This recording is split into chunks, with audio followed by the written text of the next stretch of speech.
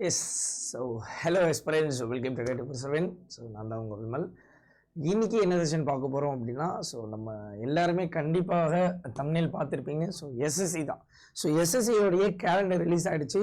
So நம்ம எப்படி நம்மளுடைய ப்ரிப்பரேஷன் ஸ்டார்ட் பண்ண போகிறோம், ஸோ எஸ்எஸ்சினா என்ன, ஸோ என்னென்ன எக்ஸாம்ஸ் இருக்குது, எப்படி செக்ஷன் வைஸ் நம்ம ப்ரிப்பேர் பண்ணணும், ஸோ இதோடைய ஆனுவல் கேலண்டர் ரிலீஸ் ஆச்சு. ஸோ அடுத்தடுத்து என்னென்ன எக்ஸாம்ஸ் இருக்குது, நம்ம என்ன ஃபோக்கஸ் பண்ணணும், ஸோ நீங்கள் ஒரு ஃப்ரெஷராக இருக்கீங்க அப்படின்னா என்ன ஃபோக்கஸ் பண்ணணும், ஒரு ஸ்டடி பிளான் என்னென்னு ஒரு கம்ப்ளீட்டான ஒரு ஓவர்வியூ தான் இந்த ஒரு வீடியோவாக இருக்க போகிறது. ஸோ எல்லாரும் மறக்காமல் என்ன பண்ணிக்கோங்க, ஃபாலோ பண்ணிக்கோங்க. ஸோ எஸ்எஸ்சி அப்படின்றது நமக்கு வந்து பார்த்தீங்க அப்படின்னா ஒரு சென்ட்ரல் கவர்மெண்ட் நடத்தக்கூடிய ஒரு எக்ஸாம்.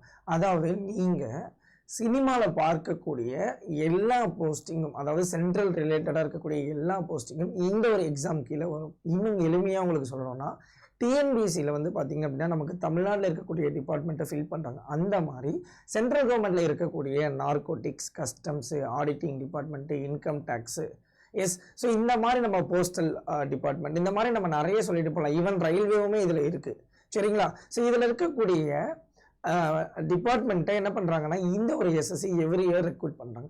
அதில் இருக்கக்கூடிய எக்ஸாம்ஸ் ஸோ காமனாக நம்ம எழுதக்கூடியது சிஜிஎல், சிஹெச்எஸ்எல் அண்ட் வந்து பார்த்தீங்க அப்படின்னா CGL, CHSL and MTS. So இது உங்களுக்கு டிகிரி லெவலில் இருக்கக்கூடியது, இது உங்களுக்கு 12th லெவல், இது உங்களுக்கு 10th லெவல். இது காமனாக எல்லாருமே எழுதக்கூடியது.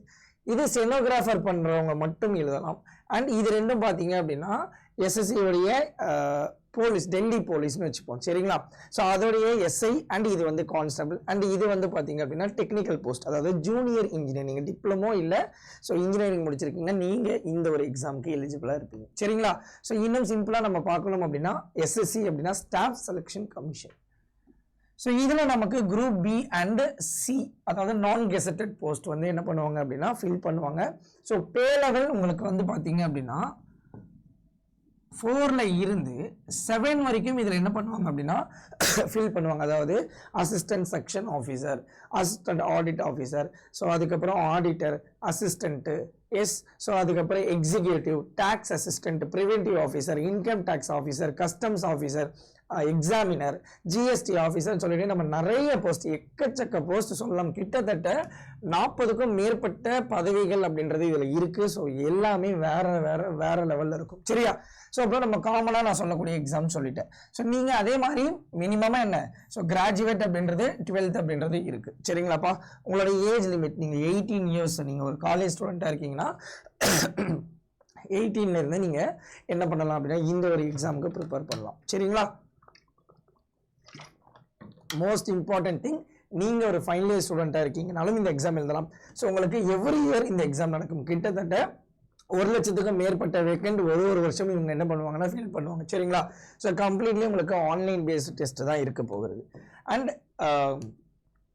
ஃபவுண்டேஷன், ஸோ நீங்கள் ஏன் இப்போவே இந்த எஸ்எஸ்சி படிக்க ஆரம்பிக்கணும்? அதாவது நான் எஸ்எஸ்சி இப்போ தான் சார் தெரிஞ்சுக்கிறேன், ஓகே, பட் ஆனால் இப்போ நீங்கள் பார்க்கக்கூடிய இந்த ஒரு வீடியோ இருக்குல்ல, இந்த ஒரு டைம் அப்படின்றது ரைட் டைம். ஏன் சார் அப்படின்னா நமக்கு இப்போ அடுத்து நம்ம அதான் பார்க்க போகிறோம். ஸோ நமக்கு கேலண்டர் அப்படின்றது நமக்கு ரிலீஸ் பண்ணியிருந்தாங்கப்பா.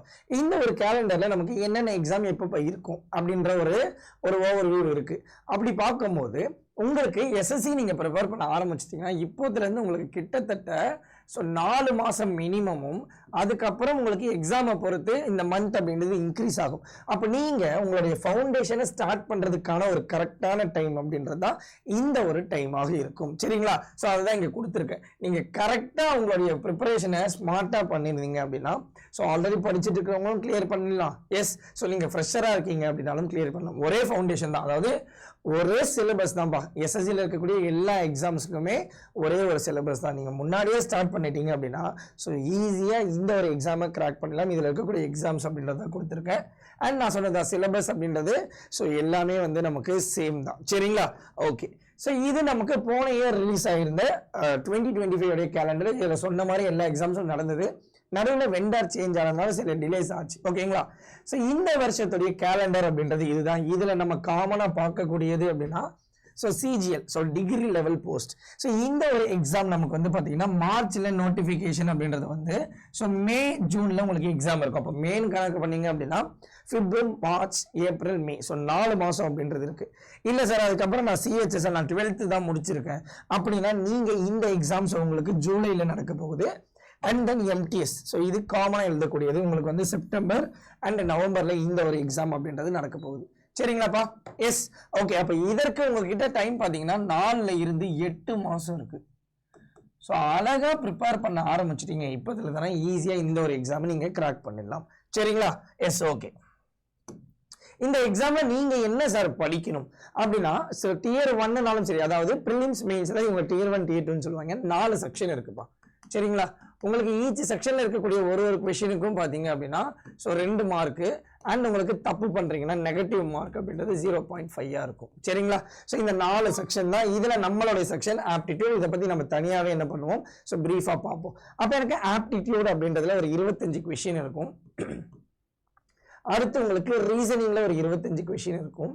எஸ், ஸோ அதுக்கப்புறம் இங்கிலீஷ்ல ஒரு 25 கொஸ்டின் இருக்கும். அண்ட் தென் ஜென்ரல் அவேர்னஸ்ல ஒரு 25 கொஸ்டின் இருக்கும். ஸோ ஆப்டிடியூட் பொறுத்த லெவலில் நம்ம ஸ்கூல் டேஸில் பார்த்தது தான் இருக்கும். இது இல்லாமல் உங்களுக்கு arithmetic plus advance maths. Advance மேக்ஸில் ஒன்றும் இல்லை, போகிற 4 டாபிக் இருக்குது. ஸோ அதாவது ஜாமெண்ட்ரி, டிக்னாமெண்ட்ரி, அல்ஜிப்ரா, மென்சுரேஷன், இந்த 4 ஒரு டாபிக் மட்டும் இருக்குது. ரீசனிங் வரும்போது எனக்கு நான் வெர்பல், அதாவது figure based concept, verbal reasoning, இந்த கோடிங் டிகோடிங். எஸ், நான் சிலபஸ் காட்டுறேன். Coding decoding, direction, blood relation, இந்த மாதிரி. இது இல்லாமல் ஸ்டேட்மெண்ட் ரிலேட்டட் கொஸ்டின்ஸ் இருக்கு. சரிங்களா? ஸோ இங்கிலீஷ் பொறுத்த லெவலில் உங்களுக்கு கிராமர்ப்பா, ஸோ பார்ட்ஸ் ஆஃப் ஸ்பீச், அதாவது நவுனு, ப்ரொனவுனு, வேர்பு, ஸோ இந்த மாதிரி தான் உங்களுக்கு கொஸ்டின்ஸ் இருக்கும். இது எப்படி இருக்கும் அப்படின்னா so fill in the blanks, error spotting, reading comprehension, jumbled sentence, இந்த மாதிரியான விஷயங்கள் இருக்கும். ஸோ இந்த ஜென்ரல் அவேர்னஸ் அப்படின்றது வந்து பார்த்தீங்கன்னா நீங்கள் ஜிஎஸ்லாம் நல்லா படிப்பீங்க. உங்களுக்கு மேக்ஸ் அப்படின்றது, ரீசனிங் அப்படின்றத ஸ்கோரிங் பார்ட்டாக இருக்கும். ஸோ இங்கிலீஷ் நல்லா தெரியும், ஜிஎஸ் நான் ஓரளவு படிப்பேன். கண்டிப்பாக இந்த ஒரு எக்ஸாம் நீங்கள் அப்ரோச் பண்ணலாம். சரியா? ஸோ இதில் உங்களுக்கு ஜிஎஸ் இருக்க போகுது, ஹிஸ்ட்ரி, பாலிட்டி, கெமிஸ்ட்ரி, ஃபிசிக்ஸ் அப்படின்னு சொல்லிட்டு எல்லாமே இருக்கும். கரண்ட் அஃபேர்ஸ் இருக்கும். இது இல்லாமல் ஜிகே இருக்கும்பா. சரியா? ஸோ இவ்வளோதான். இதுதான் உங்களுக்கு கம்ப்ளீட்லி பார்த்தீங்க அப்படின்னா ஒரு சிலபஸ் உடைய ஒரு ஓவர்வியூ. நான் at the end of the slide உங்களுக்கு தெளிவாக காட்டுறேன். ஸோ இப்போ இதை நீங்கள் ப்ரிப்பேர் பண்ணணும் அப்படின்னா ஸோ நம்மளுடைய ஃபவுண்டேஷன் பேட்ச், இந்த ஒரு ஃபவுண்டேஷன் பேட்ச் எதற்கு சார் அப்படின்னா ஸோ எல்லா எக்ஸாமுக்குமே இப்போ நம்ம கிட்ட பார்த்தீங்கன்னா இப்போ அடுத்து நம்ம சிஜிஎலுக்கான பேட்ச் ஸ்டார்ட் பண்ண போகிறோம். அண்ட் எஸ்எஸ்சியில் இருக்கக்கூடிய ஜிடிக்கான பேட்ச் நம்ம லான்ச் பண்ணியிருந்தோம் ஆல்ரெடி. ஸோ இப்போ அடுத்து வேறு ஏதாவது எக்ஸாம் வந்தாலும் நம்ம லான்ச் பண்ணுவோம். பட் ஃபவுண்டேஷன் பேட்ச் அப்படின்றது பார்த்தீங்க அப்படின்னா உங்களுக்கு கம்ப்ளீட்லி எல்லா எக்ஸாமுக்குமே காமன். ஸோ உங்களுக்கு எல்லா எக்ஸாம்ஸையும் கவர் பண்ணக்கூடிய ஒரு பேட்ச் தான் இது. இது உங்களுக்கு கம்ப்ளீட்லி லைவாக இருக்கும். ஒரு 250 300 லைவ் கிளாஸஸ் இருக்குது. இது இல்லாமல் உங்களுக்கு மாக் டெஸ்ட் அப்படின்றது இருக்கும். ஸோ டிஸ்கஷன், அதாவது டவுட் செஷன் இருக்கும். இப்போ நம்மளுடைய கிளாஸ் இருக்குது, நான் வந்து 90 கிளாஸ் போட்டிருக்கேன், இல்லை 75 கிளாஸ் நான் போட்டிருக்கேன்னா ஸோ எக்ஸ்ட்ரா கிளாஸஸ்லாம் அப்படின்றத நான் ஸ்டூடெண்ட்ஸுக்கு புரிய வைக்கிறதுக்காக நான் போடுவேன். சரியா? ஸோ இந்த மாதிரியான சினாரியோ இருக்கும். சரிங்களாப்பா? ஸோ உங்களுக்கு இந்த பேட்சை பற்றின டவுட் இருக்குது அப்படின்னா நீங்கள் vimal.raj@adda247.com இந்த ஒரு மெயிலுக்கு மறக்காமல் மெயில் பண்ணிடுங்க. ஸோ இந்த பேட்ச் நம்மளுடைய 3rd batch. So already 2 batch completely முடிச்சிட்டோம். ஸோ அடுத்த பேட்ச் 24th Jan, இன்னும் ஒரு 4 நாட்களில் ஆரம்பிக்க போது. மறக்காமல் எல்லாருமே என்ன பண்ணிக்கோங்க அப்படின்னா ஸோ ஜாயின் பண்ணிக்கோங்க. இதோட லிங்கை நான் கமெண்ட் செக்ஷனில் கொடுத்துருக்கேன்.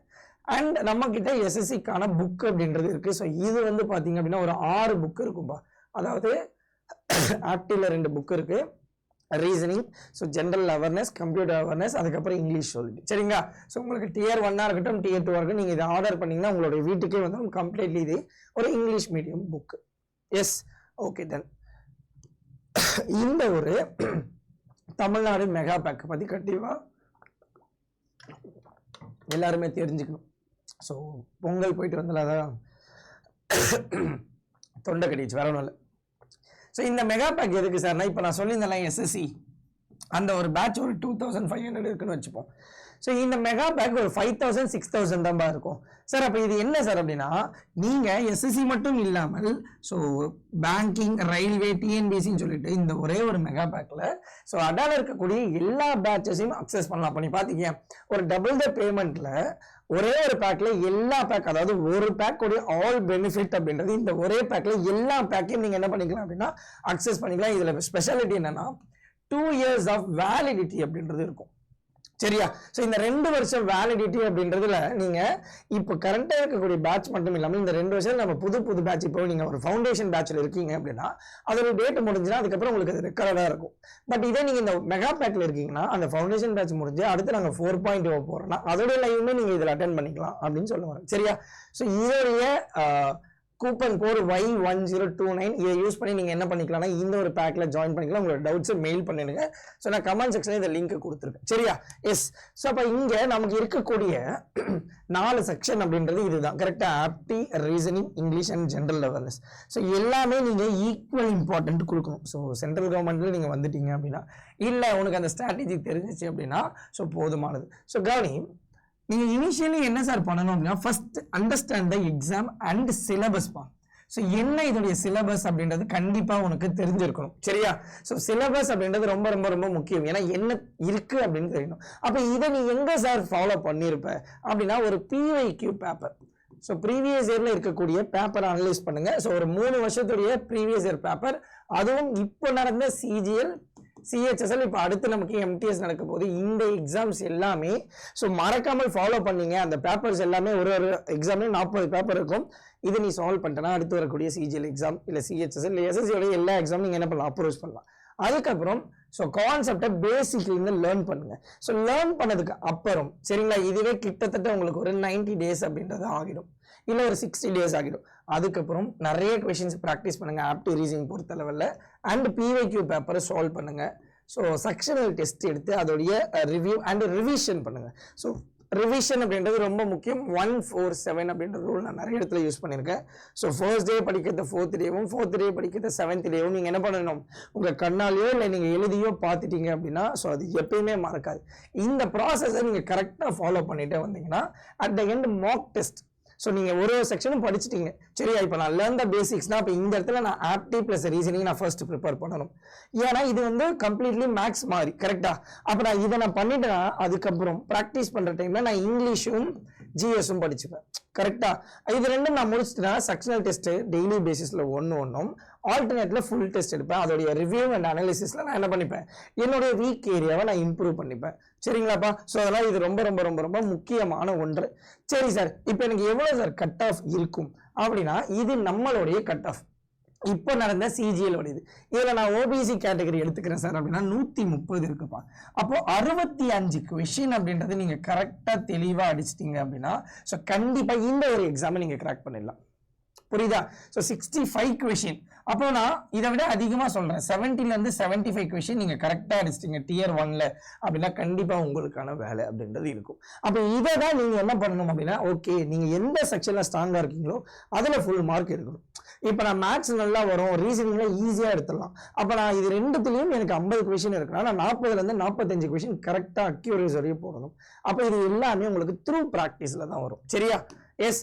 அடுத்து ஸோ இது வந்து பார்த்தீங்கன்னா Tier 2 உடைய கட் ஆஃப். ஸோ இப்போ இதில் பார்த்தீங்கன்னா 300ன்னு கொடுத்துருக்காங்க. சரியா? ஸோ Tier 2 உடைய சிலபஸ் அப்படின்னு பார்க்கும்போது எனக்கு எக்ஸாம் பேட்டர்ன் இப்படி தான் இருக்கும். அதாவது ஆப்டியும் ரீசனிங்கும் ஒரு செக்ஷன், ஸோ இங்கிலீஷும் ஜென்ரல் அவேர்னஸும் ஒரு செக்ஷன், ஒரு கொஷனுக்கு 3 மார்க் இங்கே இருக்கும். ஸோ டோட்டலாக 390 மார்க்குப்பா. சரியா? எஸ். அப்போ 130 கேள்விகள் அப்படின்றது இருக்க போகுது. உனக்கு அங்கே 300ன்னு இருக்கு. சரியா? அப்போ 100 கேள்விகள் நீங்கள் கரெக்டாக அடிக்கணும். அதற்கு மேற்பட்ட கேள்விகள் தான். அப்ப அதுக்கேற்ற மாதிரி உன்னுடைய ஸ்ட்ராட்டஜி அப்படின்றது சேஞ்ச் ஆகும். சரியா?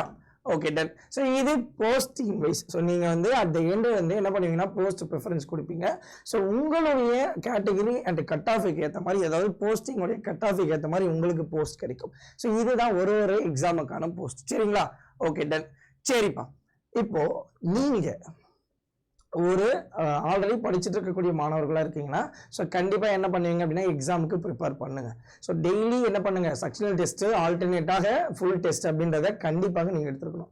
இல்லை சார் நான் ஒரு காலேஜ் ஸ்டூடெண்ட்டாக இருக்குன்னா உங்களுக்கான ஒரு சூப்பரான மேட்டர் என்னன்னா நிறைய டைம் இருக்கும். ஸோ உங்களுடைய ஃபவுண்டேஷனை நீங்கள் சூப்பராக பில்ட் பண்ணலாம்.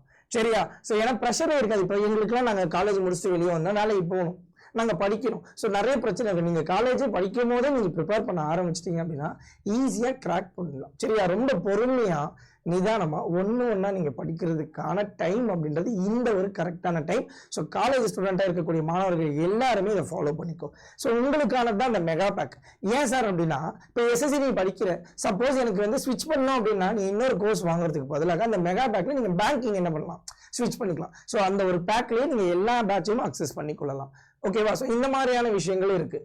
இல்லை நீங்கள் ஒரு ஒர்க்கிங் ஆஸ்பிரண்ட்னா உங்களுக்கான டைம் அப்படின்றது ரொம்ப ரொம்ப ரொம்ப கம்மியாக இருக்கும். ஸோ கம்பேரிட்டிவ்லி மற்றவங்களை விட அப்போ அந்த குறுகிய காலத்தை கரெக்டாக யூட்டிலைஸ் பண்ணுறதுக்கான ஒரு டைம் அப்படின்றது தான் இந்த ஒரு டைம். ஸோ இதை கரெக்டாக யூஸ் பண்ணிங்கன்னா நீங்கள் எல்லாருமே உங்களுடைய ஃபவுண்டேஷன் அப்படின்றத வேற லெவலில் நீங்கள் ஸ்ட்ராங் பண்ணி கொள்ளலாம். சரிங்களாப்பா? எஸ். ஸோ இங்கே கொடுத்துருக்கக்கூடிய ஸ்ட்ராட்டஜி அப்படின்றத ஃபாலோ பண்ணுங்க. ஸோ கண்டிப்பாக ரொம்ப ரொம்ப ரொம்ப ஈஸியான ஒன்று தான் இந்த ஒரு எஸ்எஸ்சியோடைய எக்ஸாம். சரிங்களா? ஸோ இங்கே நான் ஒரு ஸ்ட்ராட்டஜி கொடுத்துருக்கேன். இதை ஜஸ்ட் ஃபாலோ பண்ணி ட்ரை பண்ணி பாருங்கள். உங்களுடைய டவுட்ஸ் அப்படின்றத நீங்கள் கீழே கமெண்ட் செக்ஷனில் கொடுத்துருங்க. அண்ட் இந்த பேட்சஸோடைய லிங்க், மெகா பேக் லிங்க்கை நான் என்ன பண்ணியிருக்கேன், ஸோ கமெண்ட்டில் கொடுத்துருக்கேன். நீங்களும் அதே மாதிரி உங்களுடைய டவுட்ஸ் அப்படின்றத ஷேர் பண்ணிடுங்க. அண்ட் இன்னும் பர்சனலாக எனக்கு கைடன்ஸ் வேணும், என்னன்னு எனக்கு வந்து தெரியல சார், ஸோ யாராவது சொல்லியிருந்தா நல்லா இருக்கும்னு சொன்னா அப்படின்னா ஸோ எனக்கு நீங்கள் மெயில் பண்ணலாம். ஸோ நிறைய ஸ்டூடெண்ட்ஸ் எனக்கு மெயில் பண்ணுறாங்க, நானும் உங்களுக்கு கைட் பண்ணிட்டு தான் இருக்கேன். ஸோ vimal.raj@247.com அப்படின்ட்டு இந்த ஒரு மெயிலுக்கு மெயில் பண்ணிடுங்க மறக்காமல். அண்ட் நம்மளுடைய கோடு Y1029 யூஸ் பண்ணிக்கோங்க. சரிங்களா?